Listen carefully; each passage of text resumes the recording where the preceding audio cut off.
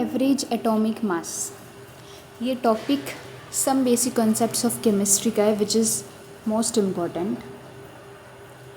Average atomic mass क्या होता है? एवरेज एटॉमिक मास नाम से ही पता चल रहा है कि एटॉमिक मास का एवरेज, मतलब जैसे हाइड्रोजन है, ठीक है, हाइड्रोजन इस फॉर्म में भी मिलता है, हाइड्रोजन इस फॉर्म में भी मिलता है एंड हाइड्रोजन इस फॉर्म में भी मिलता है।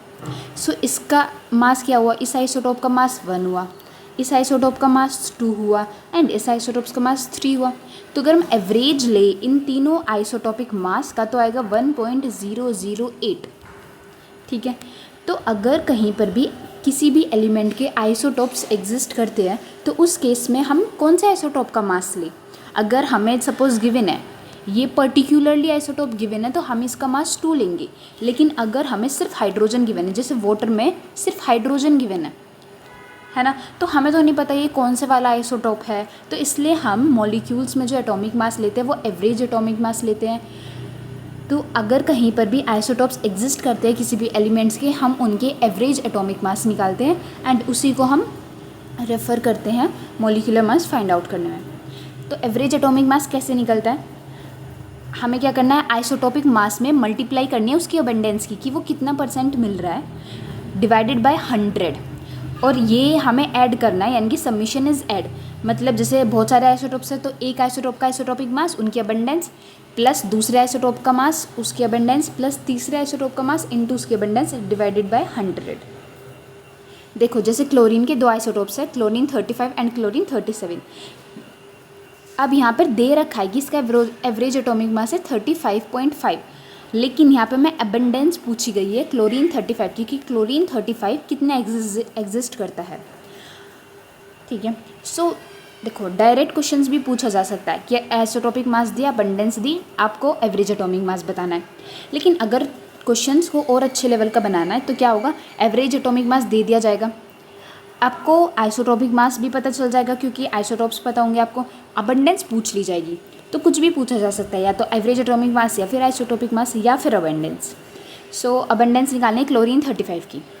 देखो क्लोरीन 35 को हमने x% मान लिया तो क्लोरीन 37 हो गया 100 माइनस x%, क्योंकि अगर दोनों मिला के 100% हुआ तो जिसको निकालना है उसको x मान लो तो ईजी होगा। क्लोरीन 35 को निकालना है, इसको x मान लो और इसको हमने 100 माइनस x मान लिया। सो एवरेज एटॉमिक मास का फॉर्मूला लगाओ, average atomic mass is 35.5 is equals to इसका आइसोटोपिक मास 35 इंटू इसकी अबंडेंस x प्लस 37 वाले का 37 इसका आइसोटोपिक मास इंटू इसकी abundance 100 minus x divided by 100। अब यहाँ से x को सॉल्व करके आ जाएगा 75%, यानी कि क्लोरीन 35 की अबंडेंस है 75%। सो क्लोरीन 75 की कितनी हो गई? सॉरी 37 की कितनी हो गई? अगर ये 75 है तो ये 100 माइनस 75 दैट इज़ 25% हो जाएगा, और मिलकर के ये क्या है? 100% है। एक का मास दे रखा है 25, एक का मास दे रखा है 30 रेस्पेक्टिवली, और इनकी अबंडेंस दे रखी है 3:1 में। तो एवरेज एटॉमिक मास कैलकुलेट करो। देखो या तो हमें परसेंटेज दे रखी होगी तो हमें परसेंटेज को तो डायरेक्ट रख के सॉल्व करना है, या फिर रेशियो भी दिया जा सकता है, या फिर फ्रैक्शन भी दिया जा सकता है। तो उसको कैसे सॉल्व करना है? देखो सपोज एक एलिमेंट x है, वो 2 आइसोटोपिक फॉर्म में एग्जिस्ट करता है, that is x25 and x30। x25 की वाले की परसेंटेज और x30 की हमें परसेंटेज निकालनी है, क्योंकि हम फॉर्मूले में परसेंटेज रखनी है। तो ये 3:1 में, यानी कि अगर ये 75% है तो ये 25% होगा, तभी तो मिलके 100% होंगे। 2 आइसोटोप है तो दोनों आइसोटोप की अबंडेंस हम 100% मानते हैं। सो 100% में से अगर ये 75% हुआ तो ये 25% होगा। अगर हम इनका रेशियो निकालें तो क्या होगा? 3:1 होगा, है ना। इसको अगर डायरेक्ट आपको समझ में आ रहा है कि 3:1 यानी कि 75% और 25% है तो ठीक है, वरना आप इस टाइप से भी समझ सकते हैं कि इसका रेशियो 3 है, इसका रेशियो 1 है, यानी कि x25 डिवाइडेड बाय x30 का जो रेशियो है वो 3:1 है। यानी कि अगर टोटल एटम्स 4 हुए तो 4 में से 3 ये वाले एटम्स है और एक ये वाले एटम है। इसका मतलब यही हुआ ना, 3:1 का मतलब क्या हुआ कि 4 में से 3 इसके एटम्स है और एक इसके एटम है। तो फ्रैक्शन की फॉर्म में भी आप करो कि 4 में से तीन एटम x25 वाले के हैं तो ये इसकी फ्रैक्शन आ गई। 4 में से एक एटम 30 वाले का है, ये इसकी फ्रैक्शन आ गई। एंड फ्रैक्शन में मल्टीप्लाई करने से 100 हमें परसेंटेज मिल जाती है, तो यहाँ से भी आप निकाल सकते हो कि ये 75% है एंड ये 25% है। अब सिंपल हमें एवरेज एटॉमिक मास का फॉर्मूला लगा के सॉल्व कर सकते हैं। अब अगर ऐसे भी क्वेश्चन पूछा जा सकता है कि मैग्नीशियम के 3 आइसोटोप्स है, एक 24 वाला, एक 25 वाला, एक 26 वाला। बोला गया है कि मैग्नीशियम 24 की परसेंटेज है, इसकी अबंडेंस दे रखी 75%, लेकिन बाकी जो दो बचे 25 और 26 वाला, इन दोनों की अबंडेंस मिला के 21% है, किसी एक की परसेंटेज नहीं है।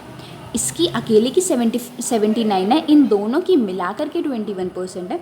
एवरेज एटॉमिक मास मैग्नीशियम का दे दिया है 24.31। सो परसेंटेज पूछी गई है ऑफ 26 वाले की। मैग्नीशियम 20 वाले की अबंडेंस बताओ। देखो तो ये तो दे रखा है 79%।